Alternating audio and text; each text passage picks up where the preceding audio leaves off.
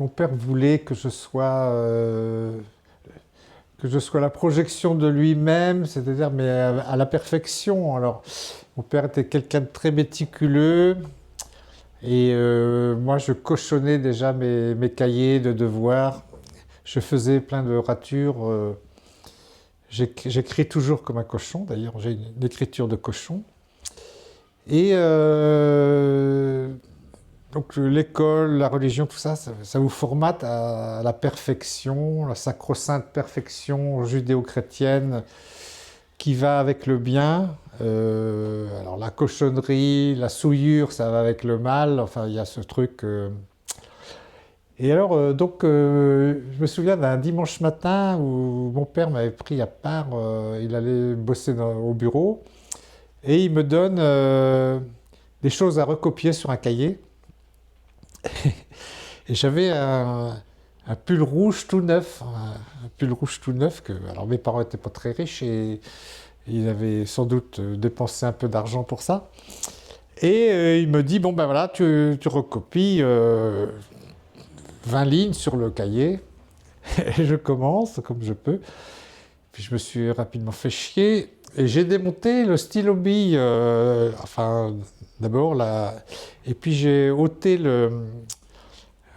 la mèche du tube et d'un seul coup j'ai eu une grosse tache d'encre noire sur mon pull rouge qui était tout neuf. Et là j'ai cru qu'il allait me tuer. C'était désespérant. Il y avait des... Enfin, je veux dire. Donc voilà, on n'a pas le droit de cochonner, on n'a pas le droit de cochonner. Alors sauf au niveau artistique, on a le droit de cochonner. Et puisqu'on revient à l'artisanat ou l'art, on parle de le grand art ou l'artisanat d'art, la perfection de l'artisan.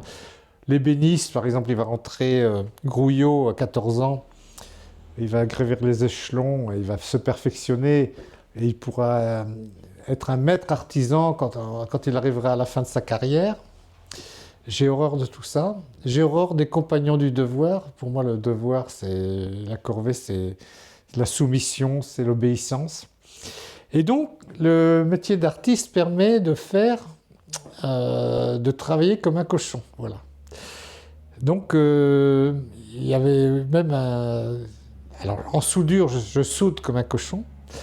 Parce que j'ai des copains soudeurs professionnels, quand ils voient mes soudures, ils sont horrifiés parce que c'est des pâtés, quoi. Je fais toujours des pâtés, comme sur les cahiers autrefois.